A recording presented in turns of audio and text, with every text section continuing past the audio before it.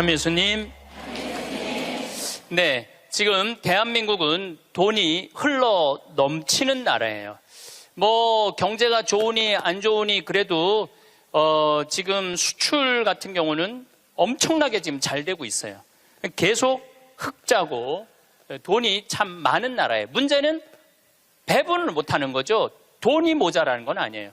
1970년대부터 2010년까지 필리핀은 국민소득이 10배 늘었지만은 한국은 82배 늘었어요.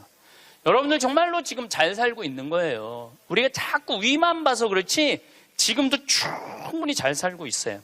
그런데 이렇게 돈이 많은데 정말로 우리가 잘 사는 나라일까요? 여러분들 잘 사는 개념이 뭘까요?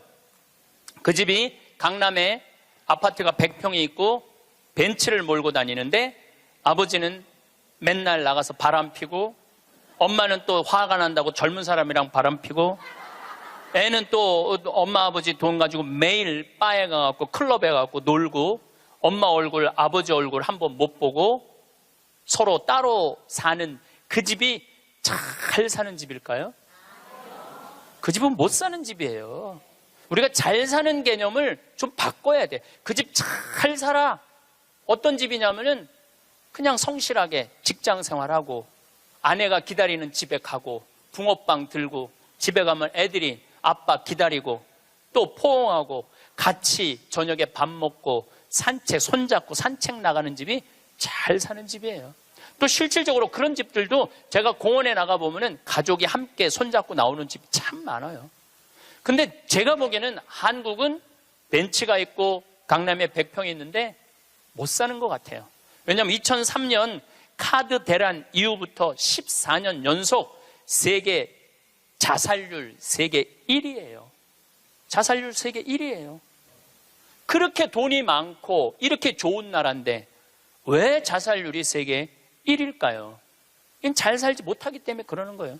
대한민국 전체가 잘 살지 못하기 때문에 그래요. 노인 빈곤율이 세계 1위야. 이건 정말로 생각해 볼 문제예요. 왜 생각해 볼 문제냐면은 대한민국처럼 자식한테 온갖 정성을 쏟아서 교육하는 집이 어디 있어요?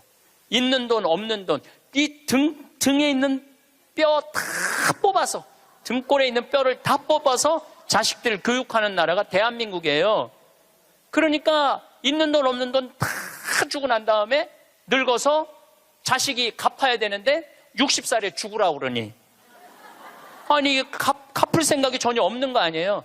그리고 여러분들이 결정적으로 여러분들이 잘못하기 때문에 여러분들 고생하는 거예요. 여러분들 자식들 결혼하면 뭐라 그래? 니네들 우리는 신경 쓰지 말고 니네 둘만 잘 살아. 이거 둘만 잘 살라고 얘기를 하니까 걔네들만 잘 사는 거예요. 그렇게 말하면 안 되죠. 너희들 둘만 잘 살아 이러면은 그 부모는 자식 교육 잘못하는 거예요. 너희들이 이제 주위 사람들이랑 화목하게 지내고 부모님 공양 잘하고 애들 잘 키우고 하느님 일 열심히 하고 니네들 재능 가지고 나누고 살아. 이렇게 말해도 잘 살까 말까인데 아무것도 신경 쓰지 말고 니네 둘만 잘 살아. 그러니까 아무것도 신경 안 쓰고 둘만 잘 사는 거예요. 그러니까 오늘 이후부터 여러분들 덕담을 해도 그런 덕담을 하지 마세요. 둘만 잘 살라고 그러지 말고 다 같이 잘 살으라고 그래야 돼. 다 같이. 왜 둘만 잘 살아야 돼? 다 같이 잘 살아야지. 대한민국이 왜 돈은 흘러 넘치는데 이 고통을 겪는 줄 알아요? 여러분들이 그렇게 가르쳐서 그래. 너만 1등해. 너만 경쟁해서 이겨야 돼. 둘만 잘 살아. 이 얘기를 하니까 애들이 이기적으로 되는 거예요. 나눌 줄 모르고. 노동시간 세계 1위인 나라가 대한민국이에요. 직장인 스트레스 세계 1위야. 그러니까 돈은 많이 버는데 많이 죽고 늙어서는 우리나라 노인 자살률을 보면은 정말로 앗소리가 나요. 80세 이상 노인 자살률을 보면 세계 단연 1위인데 미국은 80세 이상이 10만 명당 5명 정도 죽어요. 근데 우리나라는 10만 명당 80세 이상이 몇 명이 자살하느냐면 138명이 죽어요. 138명이. 그러니까 둘만 잘 살라고 그러니까 노인들 안 찾아가는 거예요. 그렇게 생존 부모님 안 찾아가는 비율이 140만 명. 670만 명 중에 부모님 생전 안 찾아가는 자식이 140만 명이 할머니, 할아버지들한테 안 찾아가는 거야. 그 할머니들은 내가 보기엔 100번 이렇게 얘기했을 거야. 둘만 잘 살아. 그러니까 안 찾아가는 거예요. 한국인들은 제가 보기엔 참 이 삶을 즐길 줄 모르는 것 같아. 여유가 없어. 우린 극단적이야. 지난번에 그 대구 쪽에서 출마한 대통령 후보가 뭐라고 그러냐면은 만약에 대구 지역에서 대통령을 배출해내지 못한다면은 우리는 전부 낙동강에 가서 빠져 죽어야 된다고. 여러분들, 민주주의의 꽃은 선거예요. 선거에 내가 참여할 수 있다는 건 즐거운 일이야. 그리고 당당한 경쟁자로 할 수 있다는 건 즐거운 일이야. 떨어졌으면은 당당하게 당선된 사람한테 축하한다고 그러고 얼마나 선거운동을 하냐고 애썼어. 그러면 다 같이 낙동강에 가서 빠져 죽을 게 아니라 다 같이 낙동강에 가서 쉬어야지. 왜 빠져 죽어? 우리는 빠져 죽어야 돼. 떨어지면 빠져 죽어야 돼. 떨어지면 쉬어야 되는데 빠져 죽어야 돼. 그런데 이게 제가 보기에는 정치인들만 그러는 게 아니에요. 우리 집에서도 벌어지고 있어요.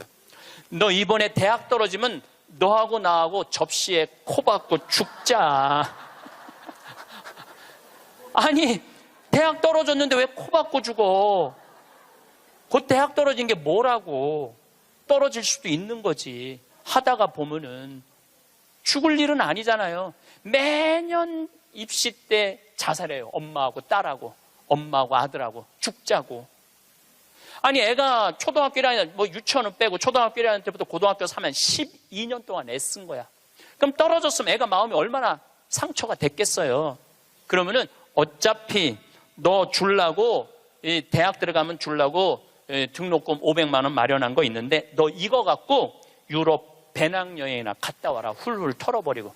그럼 애도 행복하고 엄마도 행복할 거 아니야. 근데 그 500만 원 놔두고 굳이 접시에 코 박고 죽어야 되냐 이거야. 그 500만 원을 멋있게 쓰면 되지. 근데 우리는 굳이 죽음까지 몰고 가요. 저는 세계적으로 조사를 해봤어요. 정치인들이 단식을 얼마나 하나. 뭐 간디가 단식한 거 빼고는 거의 단식 안 해요. 국회의원들은 협의하고 합의하고 토론하는 게 국회의원이지 단식하는 게 국회의원이 아니에요. 단식은 약자들이 할 수 있는 마지막 행동이에요. 종교인들, 노동자들이 할 수 있는 거지. 정치인들이 왜 단식을 해? 그 똑똑한 사람들이 서로 대화하고 합의하면 되지. 근데 우리는 그런 걸 배운 적이 없어. 1등만 배워갖고 합의하고 협의할 수가 없어요. 여러분들, 출세해야지 행복할까요? 꼭 출세해야 돼요? 돈이 많아야지 행복할까요? 그냥 지금 행복하면 안 돼? 내가 보기엔 여러분들이 제일 행복한 분들이에요.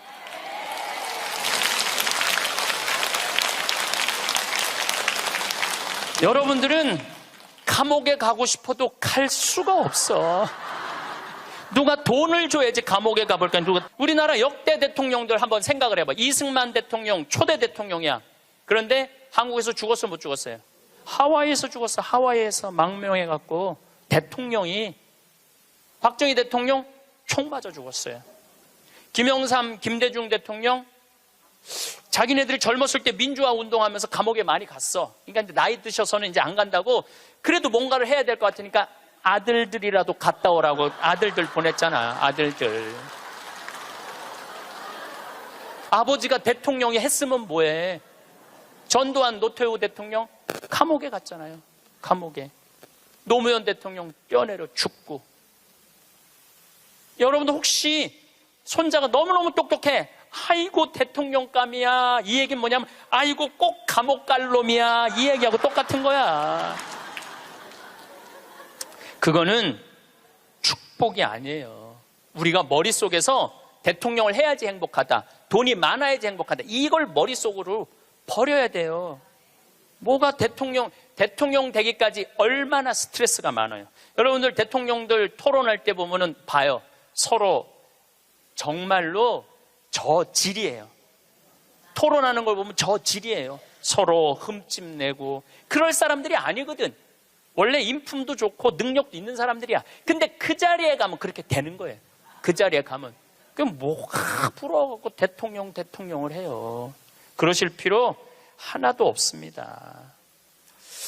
그 청와대에서 사람을 인선하는데 내가 몇 번째 사람까지 들었냐면 27명까지 골랐는데 당신 장관 좀 해달라고 하니까 난 못한다.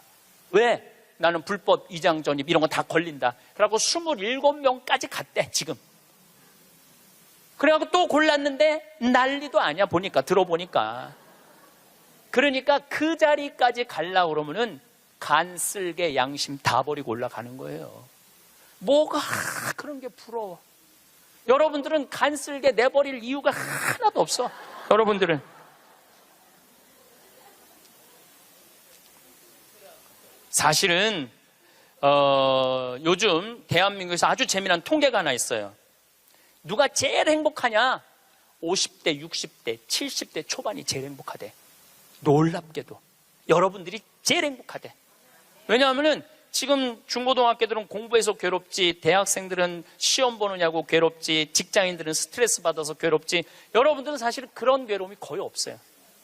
그냥 또 내 강의는 또 들어가고 내가 이놈들한테 돈 주나 봐라 그리고 그 돈 가지고 알차게 먹고 마시고 노는 분들이 많아요. 500만 원만 남기고 나는 간다 이런 생각 가지고 있는 분들이 많아. 그래서 너는 너, 나는 나. 이게 참 중요합니다. 너는 너, 나는 나예요. 너하고 나하고 엉길 필요는 하나도 없어요. 자식 인생은 자식 인생, 내 인생은 내 인생이에요. 근데 우리는 자기를 위해서 쓰는 거를 못해. 해봤던 적이 없어. 자기를 위해서 1,000원도 써봤던 적이 없어. 1,000원도 벌벌 떠는 분들이 많아. 내가 그렇게 얘기했는데도 1,000원도 벌벌, 여기 많을 거야. 1,000원도 벌벌 떠는 분들이. 내가 이걸 언제 아느냐 하면은 내가 할머니들이랑 성지순례를 가보면 알아요. 성당에서 이제 한 할머니들 30분이랑 성지순례를 가잖아요. 인천공항에 딱 나타날 때 보면은 처음에 몰라봐요.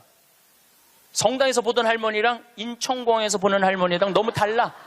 선글라스 딱 끼고 스카프 목에 딱 두르고 돈을 얼마나 하는지 여기다 딱 돈가방 딱 차고 얼마나 멋있게 나오는지 몰라요. 그래갖고 이제 딱 이제 이 파리행 비행기를 타죠. 그럼 막 가슴이 벌렁벌렁 거리죠. 드디어 내가 해외 성지순례 파리, 로마, 이스라엘을 가는구나. 그래갖고 딱 파리에 내리면은요 가이드가 버스를 딱 갖고 나와요. 근데 되게 밤에 도착하거든요. 근데 딱 파리 시내를 지나가면은 파리는 직접 조명이 없어요. 다 간접 조명이야. 이렇게 밑에서 불을 쫙. 사람이요 직접 조명은 별로 기분이 안 좋은데 간접 조명은 은은한 게 좀 고상한 느낌이 들어요. 여러분들도 좀 고상하게 살고 싶으면 집에 직접 조명하지 말고 간접 조명 쫙 해놓으면은 딱 방에 들어가 보면은 집에 거실도 직접 조명하지 말고 밑에서 싹 쌓아올려봐. 기분이 그냥 와인도 마시고 싶고 춤도 추고 싶고 그렇거든. 근데 딱 파리를 가다 보면 딱 그렇거든.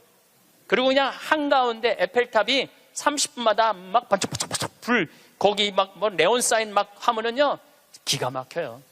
근데 가이드가 그래요. 여기 예술의 도시 오신 거 환영한다고. 내일 아침은 뷔페에서 식사를 하시고 오전에는 모나리자 미소를 보러 루브르 박물관을 갈 거라고. 그리고 건너편에 에펠탑이 있는데 에펠탑에 가서 사진 한 장 찍고 점심 식사하시고는 몽마르트 언덕을 올라갈 거다. 몽마르트 언덕을. 저녁은 세느강에서 선상 파티를 하고 밤에는 세계에서 가장 비싼 거리 쌍젤리제 거리에서 와인을 한잔하고 호텔로 들어갈 거다. 내일 스케줄은 이렇다. 그럼 진짜 가슴이 막 벌렁벌렁거려. 근데 막 하는데 여기는 다이아나비가 죽은 도로다. 그거 꼭 지나가더라고 보니까. 역사 뭐 나폴레옹이 막 뭐 개선문 막 이런 거 보면은 정말로 내가 드디어 이 예술의 도시 파리를 왔구나 그런 기분이 들어요. 근데 호텔 도착 5km 전에 가이드가 딱 일어나고 또 이상한 말을 해요. 여긴 에티켓이 참 중요하다. 문을 열면 잡아주는 게 에티켓이고 여러 가지 얘기를 해요. 그런데 여러분들 내리면은 포토들이 가방을 여러분들 방에 갖다 줄 텐데 1달러 팁을 주는 게 에티켓이다. 그리고 호텔에서 나올 때는 그 침대에다가 왜냐하면 그 침대 청소하는 사람들은 월급이 없어요. 다 그 팁으로 사는 거예요. 다 이민자들이 하는 거니까 1달러를 내려놓는 게 에티켓이다. 그 얘기를 딱 들으면은 할머니들이 이때부터 머리가 복잡해지기 시작하는 거야. 생각지 않았던 2달러가 딱 튀어나온 거야. 생각지 않았던 2달러가. 그래갖고 딱 호텔에서 딱 내리면은 정말 포터들이 막 모자를 쓰고 막 가방을 들고 가려고 하는 할머니들이 이렇게 말합니다. 놔두라고, 내가 들고 갈 거라고. 비행기 10시간을 타고 버스를 타고 얼마나 피곤해. 근데 그 큰 여행용 가방을 이제 밀고 끌기 시작하는 거예요. 그런데 한 30년 가면은 유럽의 호텔들은 엘리베이터가 다 작아요. 옛날 건물들이라. 2명, 3명 들어가면 꽉 차. 그럼 또 재빠른 사람이 딱 들어가면은 이때부터 5분, 10분을 기다리면 승질이 나기 시작하는 거예요. 승질이. 로마에 도착하면 얘기하지 않아도 할머니들이 그 가방을 끌고 알아서 가요. 자기가 1달러를 아끼려고. 호텔 나올 때도 까먹을 경우도 있지만 아까워. 다시는 안 오는데 그냥 나와버려. 그리고 압권이 있어요. 성지순례 끝나고 할머니들이 나한테 하는 말이 있어. 신부님, 세상에 나가보니까 매일 내 돈 뜯어먹는 도둑놈들밖에 없다고. 그리고 보통 1일 정도 순례를 나가는데 11일 동안 기억이 가방 끌고 다녔던 기억밖에 없는 거야. 가방 끌고 다녔던 기억밖에 없는 거야. 성지고 뭐고 힘들게 가방 끌고 다니면 나이는 먹었지. 그럼 보통 여러분이 한 450만 원 내고 가는 성지순례예요. 450만 원. 그러면은 하루에 2달러면은 10일이면 20달러야.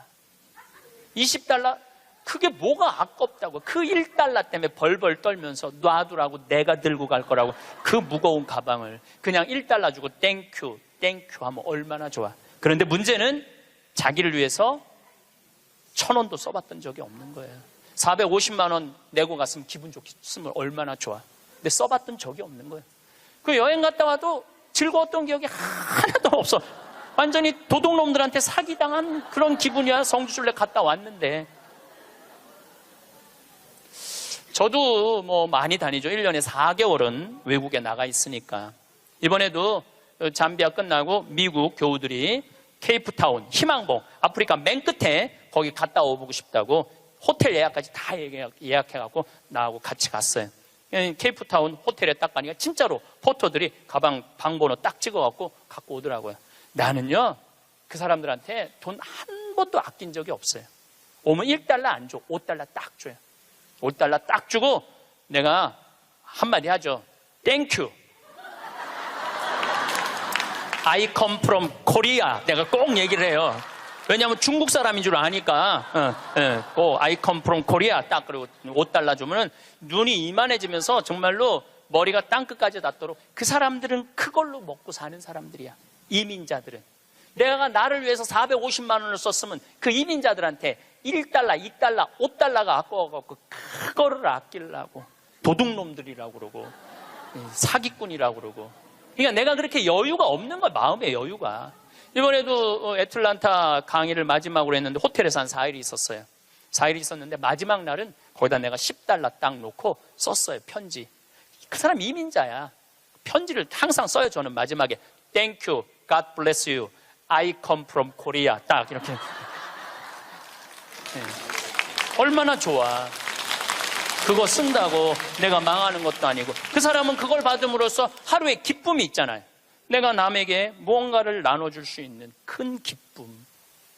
주는 기쁨이 있어야 되는데 우린 끝까지 아껴. 근데 문제는 그걸 아껴갖고 정말 또 행복한 데 쓰면 좋은데 끝까지 아끼다가 죽어. 써보지도 못하고 죽는 분들 많아요. 써보지도 못하고 죽는 분들 많아요. 그러니까 이제 마지막에 죽을 때 뭐라고 그러냐면은 나는 억울해서 못 죽는다고. 나 한번 호강해 보려고 그랬는데 억울해서 못 죽는다고. 호강은 언제 하면 돼? 지금 하면 돼요. 제가 항상 드리는 말씀이지만 내 생일날 내 기억해주는 남편도 없고 자식도 없어. 냉면 먹으면서 눈물 뚝뚝 흘리면서 지질이 복도 없는 년, 냉면 사주는 인간 하나도 없고 내 생일에 왜 내 생일을 남이 차려줘야 돼? 내가 차려주면 되지. 그렇지 않아요? 그러니까 야, 너 60년 동안 70년 동안 애썼다. 내가 오늘 너한테 한턱 쏠게. 네 태어난 날이니까 그럼 내가 가서 먹으면 되지. 그러니까 지질이 복도 없는 년이 먹는 냉면 맛이랑 내가 한턱 쏘고 먹는 냉면 맛은 냉면 맛 자체가 달라요. 여러분들 정말 1,000원을 쓰더라도 멋있겠어. 폼나겠어요. 냉면을 먹어도 뽐나게 나가서 먹어. 눈물 뚝, 콧물 뚝 흘리고 그러지 말고요. 행복은요, 큰 데 있는 게 아니에요. 대통령 되고 무슨 장관 되고 국회의원 되는다고 그 사람들 안 행복해요. 그 사람들 소리 지르는 거 봐요. 그 사람들 행복하겠어요? 네, 안 행복해요. 부러워할 거 하나 없어요. 이번에 9월 29일부터 10월 10일까지 황금 연휴에 황금 연휴. 발칸 반도를 갔다 왔어요. 체코, 오스트리아, 슬로베니아, 그 다음에 크로아티아, 그 다음에 잠깐 보스니아 이렇게 들렀다 왔어요. 근데 제가 처음 평택 비전동 본당 신부를 할 때 나야 교우들을 너무너무 사랑하죠. 정말로 많이 아끼고 귀하게 여기죠. 정성스럽게 대하죠. 근데 이제 내가 평창에 들어가니까 이제 본당이 없잖아요. 이제 연말만 되면은 나를 찾아오는 비전동 교우들이 있어. 나는 이제 연말이 되면 모든 에너지를 다 빼갖고 아무도 만나기 싫어. 와도 쳐다도 안 봐요. 세배하러 왔는데 무슨 세배냐고. 그런데 10년 동안 내가 보든 안 보든 자기네들끼리 밥 먹고 가도 10년 동안 변함없이 오는 친구들이 있어요. 근데 한 3년 전인가 4년 전에 또 세배라고 왔는데 내가 찬밥 대우를 했는데 마음이 좀 미안하더라고요. 근데 보통 저 같은 경우는 3년, 4년 후까지 스케줄이 보통 이렇게 보거든요. 근데 4년 전에 보니까 2017년 딱 황금 연휴 10일이 딱 걸려 있더라고요. 그래서 정말로 평범한 친구들이에요. 야, 2004년 후에 황금 연휴 10일이 있다. 나하고 그때 내가 온전히 너희들하고 같이 여행 갈게. 그랬더니 이 친구들 한 30명이 한 달에 20만 원씩 3년 동안 개를 모았어. 그러니까 한 달에 20만 원이면 240만 원에 거의 700만 원을 모은 거예요. 여행비는 한 400만 원밖에 안 되는데. 그래갖고 이번에 여행을 갔다 왔어요. 그런데 기가 막히더라고요.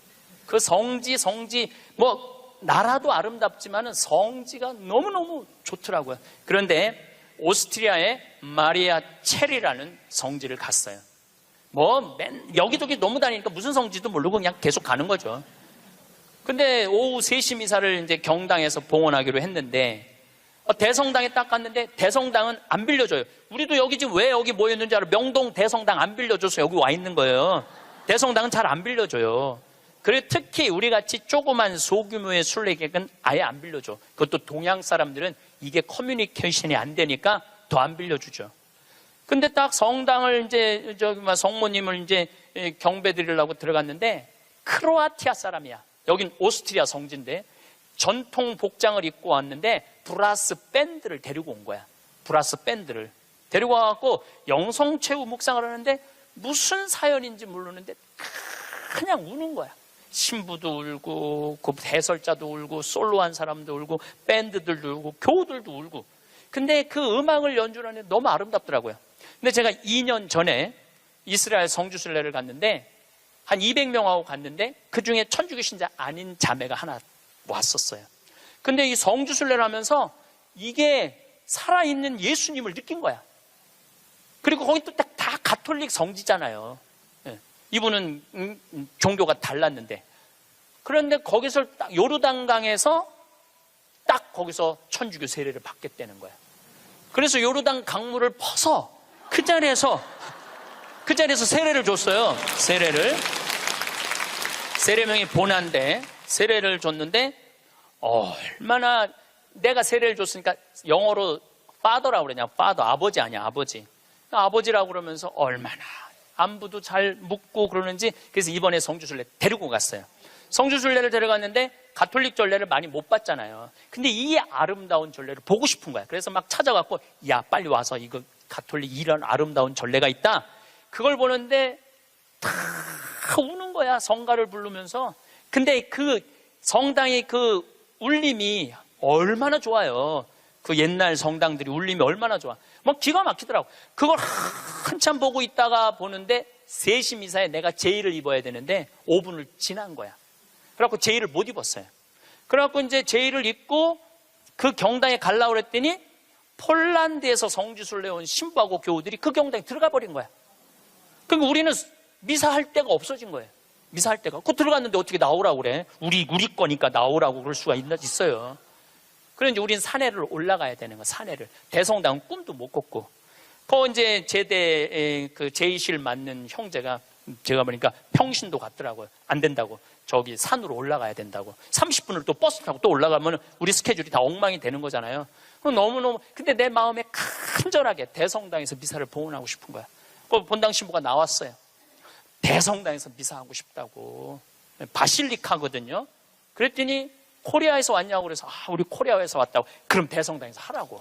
네, 대성당에서 하라고. 이거 아직 박수 칠 것도 아니에요 지금. 대성당에서 하라고 그랬는데 또 내가 키가 조그마니까 짧은 제의를 그 신부님이 다 찾아서 나를 입혀주더라고. 신부님이. 막 그때부터 가슴이 뛰기 시작하는 거예요. 근데 그날은 이제 우리 부관장 신부님 미사 봉헌하는 때인데 우리가 입당을 해갖고 성가를 하는데 이때부터 가슴이 미어지기 시작하는 거예요.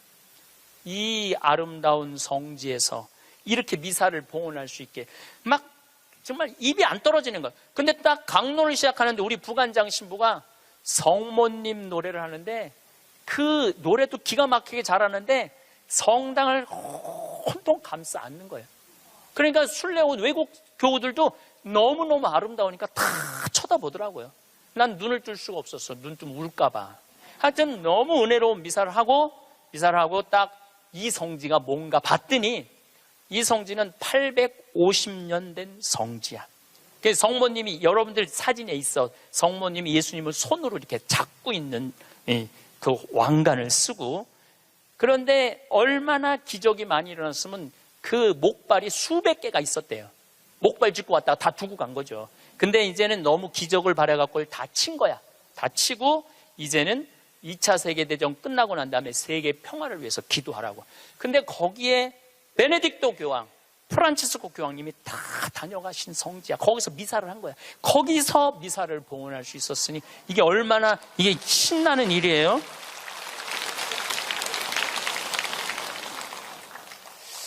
저는 그 은혜로운 미사를 봉헌하고 물론 그 성당뿐만 아니라 곳곳의 성당에서 미사할 때마다 은혜를 너무나 많이 받았어요. 그런데 그 나하고 같이 30명이 성주순례를 갔는데 거기 있는 분들은 다 일반 직장인들이야. 그냥 직장인들. 그렇게 열심히 신앙생활하고 신부한테 그렇게 잘하고 그렇게 착하고 성실하게 살아왔으면 그 정도는 누릴 자격이 있는 거예요. 그리고 여러분들이 부부가 평생 버는 돈이 23억이래요. 평균 대한민국에서. 23억을 벌고 나를 위해서 500만 원 그 아름다운 성지순례 한 번을 못 가?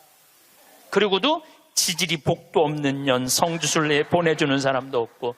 누가 가면 돼? 내가 가면 돼. 내가. 남이 왜 내 행복을 남편한테 떠넘겨? 왜 내 행복을 자식한테 떠넘겨? 내 행복의 주인공은 누구야? 나야. 내가 나를 행복하게 해주면 돼요. 내가 남한테 바랄 거 하나 없어. 섭섭할 것도 하나 없어요.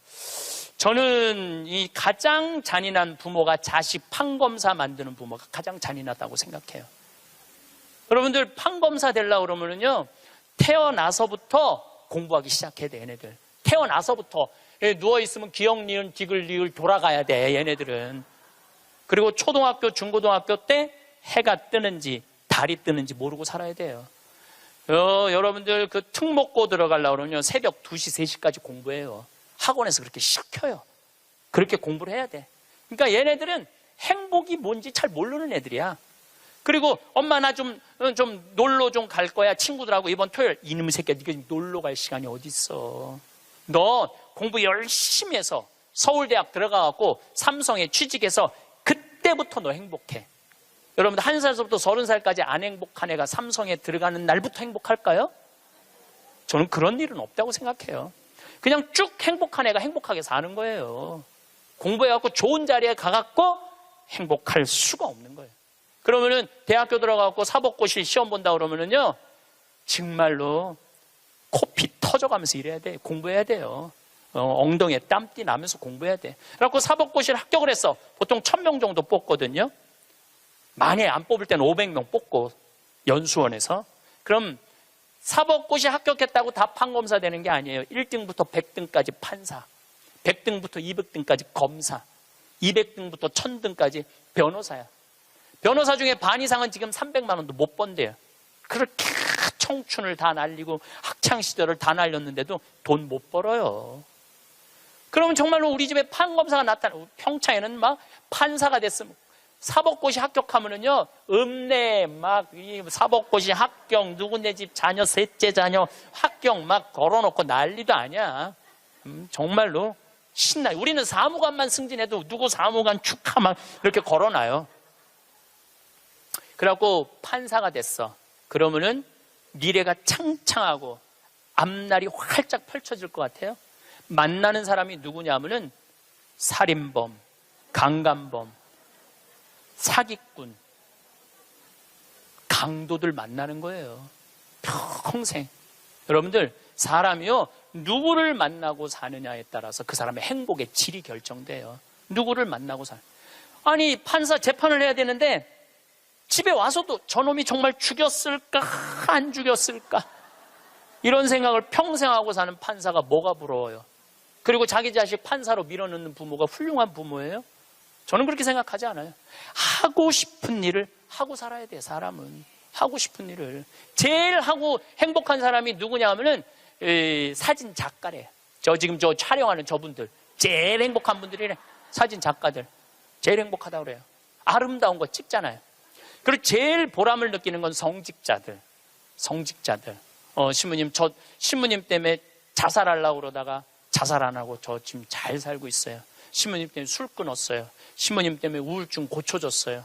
그런 얘기 들을 때마다 내가 이 자리에 있어야 되겠구나, 그런 생각을 많이 하죠. 제가 이 본당 신부 때 어떤 친구가 있었느냐면 전국 학력고사 수석, 서울대 수석, 법대 수석, 사법연수원 수석한 친구가 있었어요. 20년 전 얘기예요. 근데 이 친구는 다 대법관 후보라고 그랬어. 근데 이 친구는 바로 로펌 회사로 빠졌어요. 법률 회사로. 판사 임용을 신청하지 않았어요. 왜 법률 회사로 빠졌느냐? 그랬더니 하는 말이, 신부님, 소신 재판할 자신이 없습니다. 소신 재판할 자신이 없습니다. 자, 여기서 우리가 이거 묵상거리입니다. 어떤 묵상거리냐 하면은, 그 똑똑한 애들이, 그 능력 있는 애들이 판사가 돼갖고요, 위에 눈치 봐가면서 재판하는 거예요. 그것처럼 잔인한 일이 어디 있어요? 이러고 사는 거예요. 여러분들이 그런 고민해요? 그들의 고뇌에 비하면 여러분들은 행복한 고민하는 거예요. 부러워할 게 뭐 있어? 그러니까 유럽에 내가 그 친구들하고도 얘기를 좀 해보면요, 뭐라 그래? 이거 식당에서 서빙하는 사람도요, 자기는 이 일이 좋다는 거예요. 나는 이거 하고 여행도 다니고 난 너무너무 즐겁다는 거. 어떠냐면 내가 손님들한테 대접하고 팁 받고 나 행복하게 살고. 그러니까 유럽은 가면 할머니 할아버지 서빙들이 많아요. 할아버지들이 멋있게 넥타이 매고. 근데 우리나라에서는 60된 할아버지가 서빙하면은 저 늙어갖고 저 뭐 하는 짓이냐고, 이제까지. 그러니까 제가 말한 너는 너, 나는 나야. 그냥 나 생긴 대로 살면은 되는 거야. 뭐 그렇게 남을 부러워할 게 뭐 있어요? 제가 우리 생태마을에 직원이 하나 있어요. 뉴욕에서 온 직원인데, 뭐 중국어도 잘하고 영어도 잘하고 일본어도 잘하고 저한테 많은 도움을 주죠. 근데 그 아들이 하나 있는데, 이 아들이 메리앤 첫 고등학교를 나왔어요. 케네디가 나온 고등학교예요. 이 학교는 등록금이 1년에 고등학교인데 1억이야.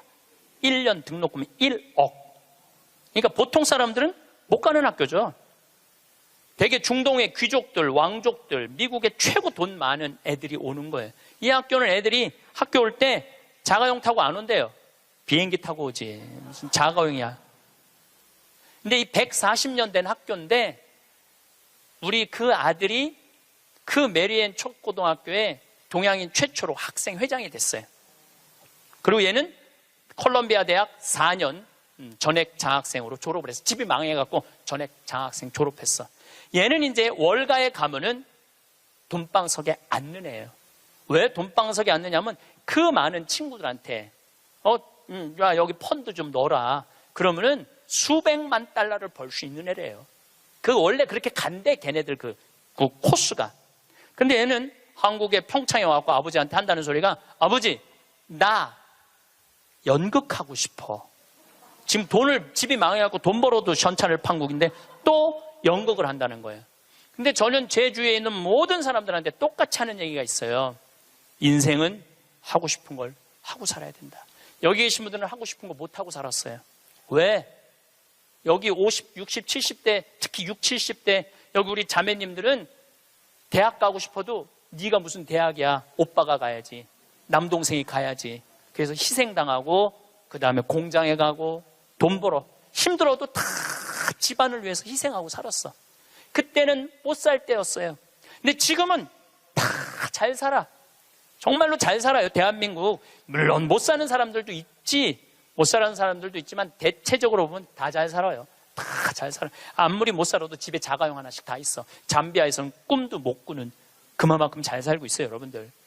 그러니까 마음대로 하고 싶은 대로 해도 되는 나라예요, 이제. 그래서 해라 라고 얘는 NYU 조지 클루니라는 영화배우가 졸업한 유명한 뉴욕 주립대학교 대학원을 갔어요. 영국 영화학과. 그리고 2년을 학교를 다녔죠. 그리고 졸업을 작년 5월 달에 했어요. 그러니까 이제는 뭐를 해야 돼? 연주를 해야 될 거 아니야. 오디션을 봤는데 시카고에서 조지 해밀턴이라는 뮤지컬이 있어요. 해밀턴은 미국의 독립 아버지야. 3인의 독립 아버지야. 시카고에서 6개월 동안 했는데 1800석 6개월 전석 매진이래요. 근데 얘가 오디션을 봤는데 뭐에 됐느냐면 조연의 대타. 조연이 아프면은 나가서 하는 대타로 됐어요. 근데 조연의 대타도 대단한 거죠. 왜냐하면은 6개월 동안 받는 돈이 10만 달러니까 1억이니까 1억. 조연의 대타도 1억. 조연의 대타도. 6개월을 끝났어. 그러니까 또 오디션을 또 봐야 될 거 아니에요. 이번에 이 친구가 5월 달 끝날 때쯤 오디션을 봤는데 이번에는 바로 브로드웨이에 가갖고 줄리 테이머 감독이라고 있어요. 이 사람은 누군지 모르죠? 스파이더맨은 알죠? 스파이더맨 만든 감독이에요. 그 다음에 라이온 킹 제작한 감독이에요. 세계적인 감독이죠. 이 감독이 이번에 M 버터플라이라는 연극을 하는데 거기에 주연으로 캐스팅이 됐어요. 주연으로 한국인 최초로 캐스팅이 됐는데 이 지난 10월 27일 며칠 전에 첫 공연을 했어요. 아버지가 갔다 왔어. 사진, 사인도 나한테 해서 다 보냈더라고요. 이 5개월 연극인데 50만 달러래. 한 달에 1억씩 버는 거, 한 달에 1억씩. 돈을 버는 게 중요한 게 아니라 하고 싶은 일을 하는 게 중요한 거예요. 하고 싶은 일을 하는 게. 그러니까 얘가 줄리 테이머 감독의 캐스팅이 됐다니까 조지 해밀턴 시카고에서 마지막 공연을 조연의 대타한테 어떻게 했냐면 마지막 공연 3시, 7시 공연을 주연을 줬어요. 우리 잊지 말라고. 브로드웨이에 가도 우리 잊지 말라고 주연을 줬어. 주연을 줬는데 얘는 뮤지컬 배우, 연극 배우로서 치명적인 결함이 있어요. 나보다 키가 조금 더 커요. 그런데 마지막에 공연하는데 커튼콜을 하는데 15분 동안 커튼콜을 앵콜 박수를 치더라고요. 근데 키가 워낙 작으니까 다른 스태프들하고 같은 연극하는 친구들하고 하이파이브를 하는데 뛰어서 하이파이브를 하더라고요. 그런데도 15분 동안 앵콜, 커튼콜을 했어요. 이 친구가 나한테 편지했어요. 신부님 정말로 감사하다고. 신부님의 배려, 유머, 내가 많이 웃긴가 봐요. 걔한테. 신부님의 유머, 배려, 사랑으로 자기네 가족이 이렇게 행복하게 됐다고. 자기는 돈 많이 벌어서 신부님 생태마을에 돈 갖다 주는 게 자기 미션이래, 미션. 근데 저는 그 친구한테 돈 받을 생각 전혀 없어요. 나는 청국장 팔아서 쓰면 돼. 왜 내가 그 힘들게 버는 돈을 뺏어서 써요. 청국장 팔아서 쓰면 되는데, 그 자기가 하고 싶은 일을 하는 그 친구를 보면서 누가 행복하냐면 내가 참 행복하더라고요. 여러분 보면은요, 내가 뉴욕에 강의 갈 때 보면 강사료 다 주고 왔어. 쓰라고. 학비에 $1,000, $2,000. 그러니까 그런 젊은 친구들한테 장학금을 주고 용돈을 주는데 잘 되니까 너무 행복하더라고요. 만약에 이 친구가 증권가에 갔다면 친구들 뒤치다거리 하고 있었을 거예요. 그렇지 않겠어요? 그 친구 술 같이 마셔주고 어려운 일 해결해주고. 근데 지금은 얼마나 세계적인 스타로 우뚝 섰어요. 그러니까 인생은요, 하고 싶은 걸 하고 살아야 돼. 여러분들은 지금부터는 자식들 눈치 보지 말고 여러분들 하고 싶은 거 하고 사세요. 예. 여러분들이 맛있는 거 먹고 싶으면 가서 사 먹고, 그 다음에 여행 가고 싶으면 가고.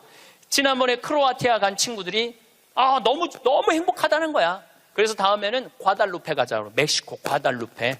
그래서 개를 뭘 파냐 보니까 그래서 갈 생각도 있어요. 같이. 전 과달루페를 2번 갔다 왔거든요. 하느님 만나는 거는 돈을 좀 써야 돼. 그냥 가만히 있는다고 만나죠. 하느님이 활동하시는 곳에 가서 체험을 해야지. 이어서 다음 시간에 그 뒷이야기를 하도록 하겠습니다. 감사합니다.